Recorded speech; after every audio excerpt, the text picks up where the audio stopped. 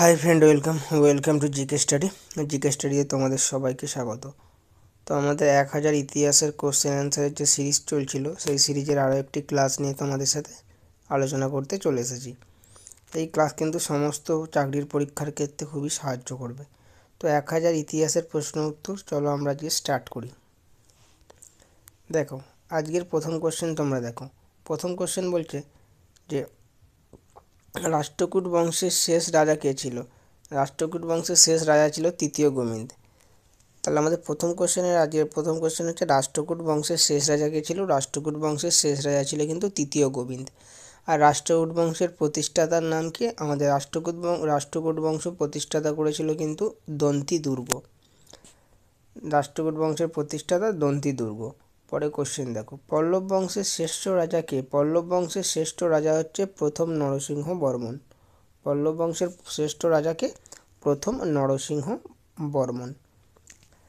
তারপরে কোশ্চেন দেখো, পল্লব বংশের শেষ রাজাকে? পল্লব বংশের শেষ রাজা হচ্ছে রাজা অপরাজিত পল্লব।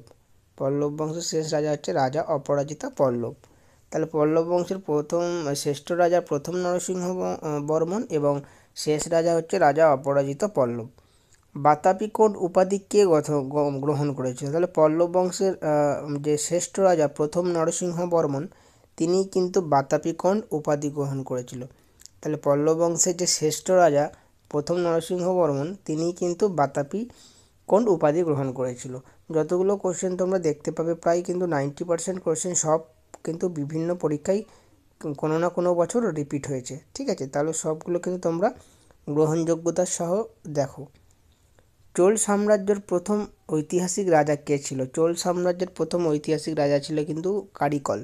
চোল সাম্রাজ্য আমাদের তামিলনাড়ু, কেরালা অর্থাৎ ভারতের দক্ষিণতম যে রাজ্য তামিলনাড়ু, কেরালা আর কি, বা কাবেরী নদীর অঞ্চল, ওই দিকে কিন্তু এই চোল সাম্রাজ্য ছিল। চোল সাম্রাজ্যটা কিন্তু এরা কিন্তু নৌবাহিনীতে খুব দক্ষ ছিল। নৌবাহিনীতে খুব দক্ষ ছিল। তাহলে চোল সাম্রাজ্যের প্রথম ঐতিহাসিক রাজা হচ্ছে রাজা কারিকল। স্বাধীন চোল সাম্রাজ্যের প্রতিষ্ঠা কে করে? স্বাধীন চোল সাম্রাজ্যের প্রতিষ্ঠা করে হচ্ছে প্রথম আদিত্য। স্বাধীন চোল সাম্রাজ্যের প্রতিষ্ঠাতা হচ্ছে প্রথম আদিত্য। চোল সাম্রাজ্যের বা চোল বংশের শ্রেষ্ঠ এবং শেষ শক্তিশালী রাজাকে? তাহলে চোল সাম্রাজ্যের শ্রেষ্ঠ বা মানে শেষ রাজা হচ্ছে রাজা বীর রাজেন্দ্র চোল। রাজা বীর রাজেন্দ্র চোল দেব হচ্ছে চোল বংশের শেষ শক্তিশালী এবং শ্রেষ্ঠ রাজা। চোল বংশের প্রতিষ্ঠাতাকে? চোল বংশের প্রতিষ্ঠাতা হচ্ছে বিজয়ালয়। তাহলে চোল বংশের প্রতিষ্ঠাতা হচ্ছে বিজয়ালয়। ঠিক আছে, আমাদের প্রথম কোশ্চেনে যে রাষ্ট্রকূট বংশের প্রতিষ্ঠাতা হচ্ছে কিন্তু আমাদের দন্তি দুর্গ। পরে কোশ্চেনে আমরা চলে যাই, গঙ্গৈকোন্ড চোল উপাধি কে গ্রহণ করে? ভেরি ভেরি ইম্পর্টেন্ট কোশ্চেন, বিভিন্ন পরীক্ষায় বারবার রিপিট হয়েছে। এমনকি আমাদের পুলিশ, ডাব্লিউবিপি বা ডাব্লিউবিসিএস কোশ্চেনেও কিন্তু এই প্রশ্ন বারবার রিপিট হয়েছে। গঙ্গৈকোন্ড চোল কিন্তু এই উপাধি গ্রহণ করেছে রাজেন্দ্র চোল প্রথম, অর্থাৎ প্রথম রাজেন্দ্র চোল কিন্তু গঙ্গৈকোন্ড উপাধি গ্রহণ করেছেন। কোন মন্দিরে নটরাজ মূর্তি জগৎ বিখ্যাত? তাহলে আমাদের তাঞ্জাবুরের কিন্তু নটরাজ মূর্তি পৃথিবী বা জগৎ বিখ্যাত। তাহলে কোন মন্দিরে আমাদের হচ্ছে নটরাজ মূর্তি জগৎ বিখ্যাত? আমরা বলবো তাঞ্জোরের মন্দিরে। ঠিক আছে, তাঞ্জোরের বিখ্যাত রাজরাজেশ্বর শিব মন্দির কে নির্মাণ করেন? দেখো, চোল বংশের রাজারাজ চোল। ঠিক আছে, চোল বংশের রাজারাজ চোল ইনি কিন্তু তাঞ্জোরে রাজরাজেশ্বর শিব মন্দির নির্মাণ করে। দেখো, রাজারাজ চোলের সাথে মন্দিরের নামটাও অনেকটা মিল আছে না? রাজারাজ চোল তিনি কোন মন্দির স্থাপন করেন? না, রাজেশ্বর মন্দির, যেটা তাঞ্জোরে অবস্থিত। তাই তাঞ্জোরের বিখ্যাত রাজরাজেশ্বর মন্দির শিব মন্দির কিন্তু তৈরি করে রাজারাজ চোল, চোল বংশের রাজা। বিলহন রচিত গ্রন্থের নাম কি? বিলহন একজন লেখক, তিনি যে গ্রন্থ রচনা করেছেন তার নাম হচ্ছে বিক্রমাঙ্কদেব চরিত। তাহলে বিলহন রচিত গ্রন্থের নাম হচ্ছে বিক্রমাঙ্কদেব চরিত। কোণার্কের সূর্য মন্দির কে নির্মাণ করে? আমাদের হচ্ছে প্রথম নরসিংহ বর্মন। আমাদের কি না, উড়িষ্যার কোণার্কের সূর্য মন্দির। কোণার্কের সূর্য মন্দির কোথায় অবস্থিত? উড়িষ্যায় অবস্থিত। এই কোণার্কের সূর্য মন্দির কিন্তু নির্মাণ করেন প্রথম নরসিংহ বর্মন। ঠিক আছে, এবং উড়িষ্যায় আরও অনেক মন্দির আছে, যেমন হচ্ছে পুরীর মন্দির, তাই না? কম্বোজের বেয়ন মন্দির কোন দেবতার মন্দির? এটা হচ্ছে কম্বোজের বেয়ন মন্দির হচ্ছে শিব দেবতার মন্দির। কৈলাসনাথ মন্দির কে নির্মাণ করেছিলেন? Very very important. ইলোরার কৈলাসনাথ মন্দির কিন্তু তৈরি করেছিলেন প্রথম কৃষ্ণ। তাহলে কৃষ্ণ ওয়ান বা প্রথম কৃষ্ণ কিন্তু কৈলাসনাথ মন্দির তৈরি করেছিলেন। তাহলে মহারাষ্ট্রের ইলোরার কৈলাসনাথ মন্দির কিন্তু নির্মাণ করেছিলেন প্রথম কৃষ্ণ। কে? প্রথম কৃষ্ণ। পরে কোশ্চেন দেখো, ভেরি ইম্পর্টেন্ট কোশ্চেন। পৃথিবীর অষ্টম আশ্চর্য বলে অভিহিত করা হয় কোন স্তূপকে? তাহলে পৃথিবীর অষ্টম আশ্চর্য বলে অভিহিত করা হয় কিন্তু বড়বুদুরের স্তূপকে। কি? বড়বুদুরের স্তূপকে কিন্তু পৃথিবীর অষ্টম আশ্চর্য বলে অভিহিত করা হয়ে থাকে। পৃথিবীর শ্রেষ্ঠ বিষ্ণু মন্দির কোনটি? পৃথিবীর শ্রেষ্ঠ বিষ্ণু মন্দির হচ্ছে কিন্তু অঙ্করা ভাটের বিষ্ণু মন্দির। পৃথিবীর শ্রেষ্ঠ বিষ্ণু মন্দির হচ্ছে অঙ্করা ভাটের বিষ্ণু মন্দির। ঠিক আছে, চলো আমরা পরের কোশ্চেনের দিকে এগিয়ে যাই। পরের কোশ্চেন কি বলছে? পরের কোশ্চেন বলছে দেখো, সাঁচি স্তূপ কোথায় অবস্থিত? দেখো সাঁচি স্তূপ যেটা হচ্ছে মধ্যপ্রদেশের ভোপালে অবস্থিত। কোথায়? মধ্যপ্রদেশের ভোপালে কিন্তু অবস্থিত সাঁচি স্তূপ। এই সাঁচি স্তূপ কে নির্মাণ করেন? আমাদের অশোক নির্মাণ করে। তাহলে মধ্যপ্রদেশের ভোপালে সাঁচি স্তূপ অবস্থিত, যেটি নির্মাণ করেন হচ্ছে আমাদেরকে অশোক। ঠিক আছে, তো এই সাঁচি স্তূপে আমাদের যে সিংহের ছবি থাকে, সেই সিংহের ছবি কিন্তু আমাদের সাঁচি স্তূপ যে সিংহের ছবি আছে, সেই ছবিটা কিন্তু আমাদের কারেন্সি বা টাকার নোটে তোমরা দেখবে সেই সিংহের ছবিটা থাকে। চর্যাপদ রচিত হয়েছিল কোন যুগে? চর্যাপদ রচিত হয়েছিল কিন্তু পাল যুগে। বাংলার পাল যুগে কিন্তু কি না চর্যাপদ রচিত হয়েছিল। পাল যুগের প্রতিষ্ঠাতাকে? পাল যুগের প্রতিষ্ঠাতা হচ্ছে কিন্তু গোপাল। পাল যুগের প্রতিষ্ঠাতা হচ্ছে গোপাল। চর্যাপদ রচিত হয়েছিল কিন্তু এই পাল যুগে। ঠিক আছে, গোপালের পরে এসেছিল ধর্মপাল। ধর্মপাল যিনি হচ্ছে সরি বিক্রমশীল বিহার মানে সোমপুরি বিহার, এই যে শিক্ষাকেন্দ্রগুলো কিন্তু ধর্মপাল করে গিয়েছিলেন। ঠিক আছে, তারপরে দেখো এই অতীশ দীপঙ্কর কোথাকার অধ্যক্ষ ছিলেন? দেখো এই যে পাল যুগের যে আমাদের ধর্মপাল, রাজা ধর্মপাল যে বিক্রমশীল বিহার বা এবং সোমপুরি বিহার এগুলো নির্মাণ করে গেছিলেন, সেই বিক্রমশীল বিহারের কিন্তু মাস্টার বলতে পারো বা টিচার বলতে পারো, অধ্যক্ষ অতীশ দীপঙ্কর। অতীশ দীপঙ্কর ছিল কিন্তু বিক্রমশীল বিহারের কিন্তু অধ্যক্ষ। Very very important question. আর একটা কোশ্চেন ঘুরিয়ে আসে যে অতীশ দীপঙ্কর কোন বংশের রাজত্বকালে তিনি বিরাজমান করতেন বা লক্ষ্য করা যায়। তাহলে অতীশ দীপঙ্কর হচ্ছে পাল যুগে কিন্তু তিনি বিক্রমশীল বিহারের অধ্যক্ষ বা টিচার ছিলেন। ভারতের কোন বিহারটি সবচেয়ে প্রাচীন? তক্ষশিলা। তক্ষশিলা কিন্তু তখন যেহেতু ভারত তো আমাদের সব একসাথে ছিল, মানে আফগানিস্তান, পাকিস্তান, ভারত সব একসাথে ছিল, তো সেই তখন কিন্তু ভারতের সবচেয়ে প্রাচীন মানে প্রাচীনতম বিহার মানে শিক্ষাকেন্দ্র আমরা বলতে পারি কি তক্ষশিলা, যেটা এখন আফগানিস্তানে অবস্থিত।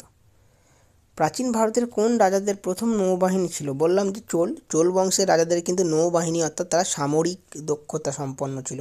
তাহলে প্রাচীন ভারতের প্রথম নৌবাহিনী ছিল কিন্তু চোল বংশদের। এলিফ্যান্ট গুহা মন্দির কোন রাজাদের আমলে তৈরি হয়েছিল? এলিফ্যান্ট গুহা মন্দির কিন্তু তৈরি হয়েছিল চালুক্য রাজাদের আমলে। তাহলে এলিফ্যান্ট গুহা মন্দির কাদের আমলে তৈরি হয়েছিল? এলিফ্যান্ট গুহা মন্দির তৈরি হয়েছিল কিন্তু চালুক্য বংশের বা চালুক্য রাজাদের আমলে। পুরীর জগন্নাথ মন্দির, কিছুক্ষণ আগেই বলছিলাম পুরীতে অবস্থিত জগন্নাথ মন্দির, যেটা হচ্ছে আমাদের উড়িষ্যায়। তাহলে পুরীর জগন্নাথ মন্দির কিন্তু কোন রাজার রাজত্বকালে নির্মিত হয়? রাজা হচ্ছে অনন্ত বর্মন। তাহলে পূর্ব গঙ্গা বংশের অনন্ত বর্মনের সময় কিন্তু পুরীর জগন্নাথ মন্দির তৈরি হয়, যেটা হচ্ছে কি আমাদের হচ্ছে উড়িষ্যায় অবস্থিত। একে আবার ব্ল্যাক প্যাগোডা বলা হয়। ঠিক আছে, ব্ল্যাক প্যাগোডা বলা হয়। আচ্ছা, ওড়িশা নাম কবে ওডিশা হয়েছে? ওড়িশা নাম কিন্তু 2011 সালে ওডিশা হয়েছে। আগে ছিল ওড়িশা, এখন হয়েছে ওডিশা। ঠিক আছে, আর উড়িষ্যার পূর্ব নাম ছিল কিন্তু উৎকল। কি? উৎকল। আমাদের জনগণ মনের মধ্যে একটা ওয়ার্ড দেখবে তোমরা উৎকল, সেই উৎকল মানে হচ্ছে উড়িষ্যা। তারপরে দেখো উড়িষ্যা কোন মন্দিরকে ব্ল্যাক প্যাগোডা বলা হয়? দেখো কিছুক্ষণ আগেই বলছিলাম ব্ল্যাক প্যাগোডা বলা হয়, কিন্তু উড়িষ্যার মধ্যে অবস্থিত কোণার্কের সূর্য মন্দিরকে বলা হয় ব্ল্যাক প্যাগোডা। তাহলে কোণার্কের সূর্য মন্দিরকে বলা হয় ব্ল্যাক প্যাগোডা। তোমরা অনেক সময় গুলিয়ে ফেলবে না, পুরীর জগন্নাথ মন্দির এবং কোণার্কের সূর্য মন্দির দুটোই কিন্তু অবস্থিত আমাদের দুটোই কিন্তু অবস্থিত আমাদের উড়িষ্যায়। ঠিক আছে, কিন্তু এই যে পুরীর জগন্নাথ মন্দিরকে কিন্তু ব্ল্যাক প্যাগোডা বলা হয় না, বলা হয় কিন্তু উড়িষ্যার কোণার্কের সূর্য মন্দিরকে। অনেক সময় আমার নিজেরও গুলিয়ে যায়। তাহলে তোমরা মনে রাখবে যে সূর্য মন্দিরে কিন্তু ব্ল্যাক প্যাগোডা বলা হয়। ব্ল্যাক প্যাগোডা বলার কারণ হচ্ছে কালো পাথর এই দিয়ে তৈরি এই মন্দির বা এই মন্দিরের যে পাথরগুলো ইউজ করা হয়েছে ওই জন্য ব্ল্যাক প্যাগোডা বলা হয়ে থাকে। অজন্তা গুহা চিত্রের বিষয়বস্তু কী? অজন্তা গুহা চিত্রে, যেটা আমাদের মহারাষ্ট্রে অবস্থিত, সেই অজন্তা গুহা চিত্রের বিষয়বস্তু হচ্ছে জাতক। তাহলে অজন্তা গুহা চিত্রের বিষয়বস্তু কী? জাতক। চলো আমরা পরের কোশ্চেনে চলে যাই। সুলতান মাহমুদ কতবার ভারতে আক্রমণ করেছিল? সুলতান মাহমুদ কিন্তু টোটাল 17বার ভারতে আক্রমণ করেছিল। কতবার? 17বার কিন্তু ভারতে আক্রমণ করেছিল সুলতান মাহমুদ। ঠিক আছে, এবং এই 17বারের মধ্যে কিন্তু 1025 সালে অর্থাৎ 1025 সালে কিন্তু তিনি গুজরাটের আমাদের টেম্পেলে অ্যাটাক করেছিল। ঠিক আছে, তাহলে সুলতান মাহমুদ কতবার ভারতে আক্রমণ করেছিল? মোট 17বার কিন্তু ভারতে আক্রমণ করেছিল।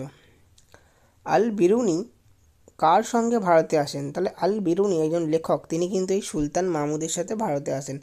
যে সুলতান মাহমুদ ভারতে টোটাল 17বার আক্রমণ করেছিল, এবং সেই সুলতান মাহমুদ 1025 অর্থাৎ 1025 সালে গুজরাটের সোমনাথ টেম্পেল অর্থাৎ সোমনাথ মন্দির কিন্তু ধ্বংস করে দিয়েছিল। ঠিক আছে, সোমনাথ মন্দির কে লুণ্ঠন করে? দেখো পরে কোশ্চেনেই পেয়ে গেছি। সোমনাথ মন্দির লুণ্ঠন করে বা আমাদের অর্থাৎ লুণ্ঠন করে মানে ধ্বংস বলা যাবে না, লুণ্ঠন মানে সেখান থেকে সব সোনাদানা লুণ্ঠন করে মানে চুরি করে বা নিয়ে চলে গিয়েছিল সুলতান মাহমুদ। সেটা হবে কিন্তু 1025 সালে। কত সালে? 1025 সালে কিন্তু এটা নিয়ে গেছিল সুলতান মাহমুদ। ঠিক আছে, এই সুলতান মাহমুদের সাথে এসেছিল কিন্তু আল বেরৌনি। তরাইনের দ্বিতীয় যুদ্ধ কত সালে হয়? দেখো তরাইনের প্রথম যুদ্ধ হয় 1191 সালে, আর তরাইনের দ্বিতীয় যুদ্ধ হয় কিন্তু আমাদের 1192 সালে। তোমরা তাহলে মনে রাখো, তরাইনের প্রথম যুদ্ধ 1191 এবং তরাইনের দ্বিতীয় যুদ্ধ 1192, তার পরের বছর। তরাইনের প্রথম যুদ্ধে কে পরাজিত হয়? মোহাম্মদ ঘোরি। দেখো তরাইনের প্রথম যুদ্ধ হয় কিন্তু মোহাম্মদ ঘোরি পরাজিত হয়েছিলেন, মানে হেরে গিয়েছিলেন। হেরে যাওয়ার পরে দ্বিতীয়বার আবার 1992 সালে তরাইনের দ্বিতীয় যুদ্ধে তিনি জিতে গিয়েছিলেন।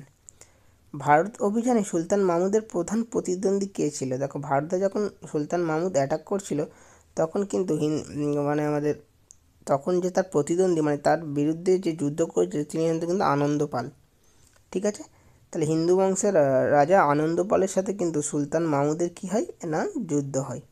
ঠিক আছে, ভারতে প্রথম মুসলমান আক্রমণকারী কারা ছিল? দেখো ভারতে যারা প্রথমে আক্রমণ করেছিল সেই তাদের মধ্যে মুসলমান হিসাবে প্রথম আরবরা কিন্তু ভারতে আক্রমণ করেছিল 712 সালে। রাজা দাহিদকে হারিয়ে দিয়েছিল।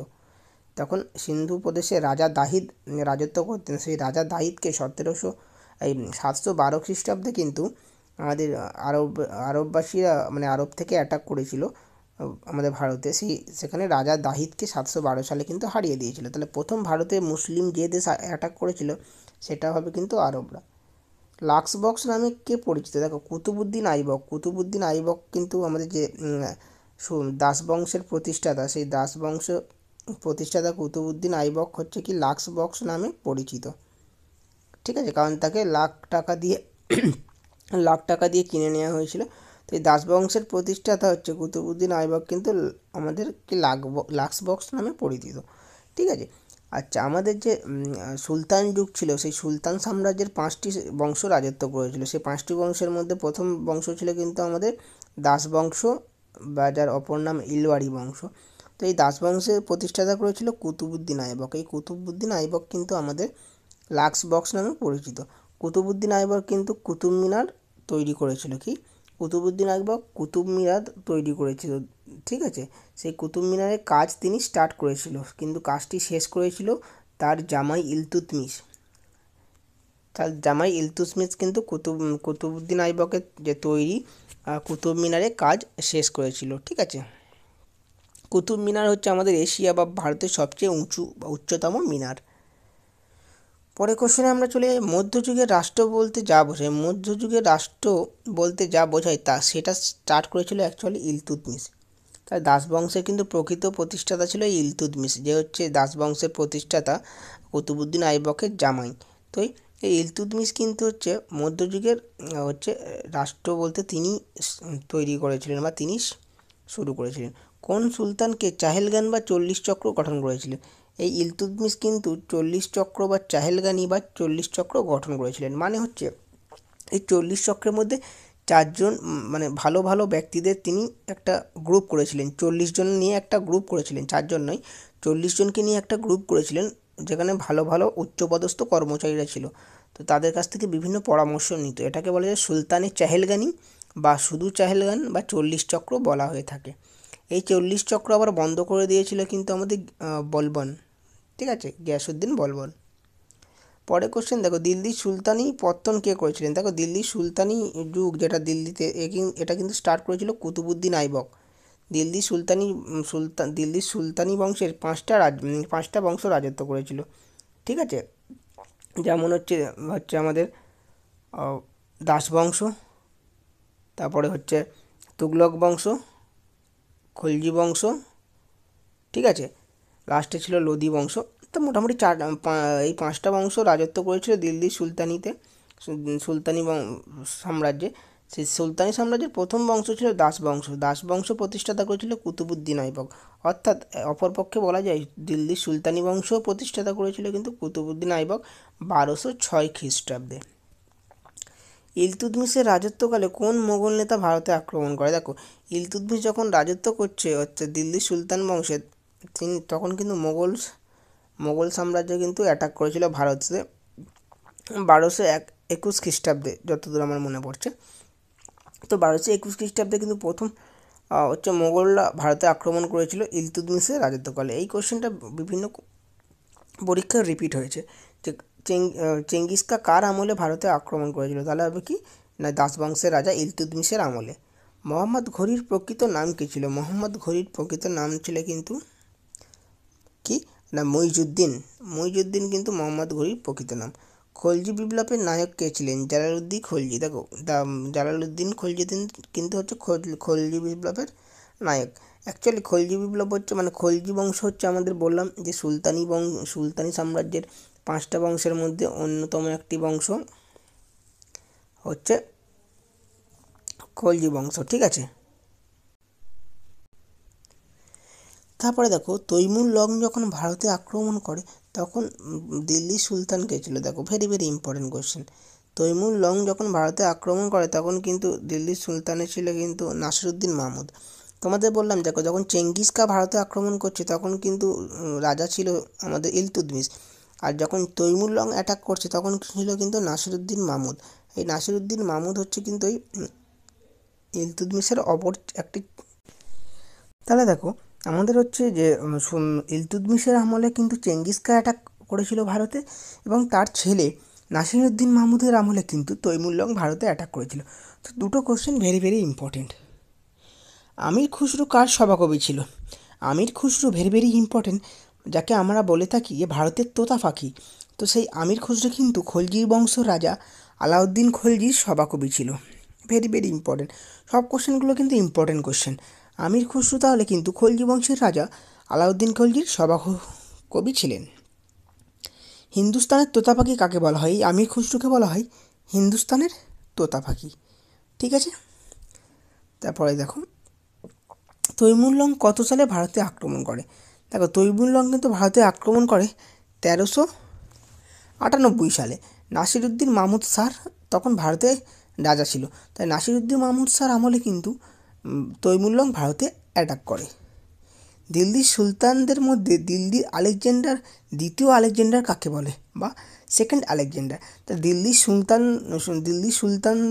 সুলতানদের মধ্যে খলজি বংশের রাজা আলাউদ্দিন খলজিকে কিন্তু সেকেন্ড আলেকজান্ডার বা দ্বিতীয় আলেকজান্ডার বলা হয়ে থাকে, ঠিক আছে। তোমরা মনে রাখতে পারবে, দেখো আলেকজান্ডারের প্রথমে আকার আছে এবং আলাউদ্দিন খলজির প্রথমে আকার আছে, তাহলে দ্বিতীয় আলেকজান্ডার আলাউদ্দিন খলজিকেই বলা হয়।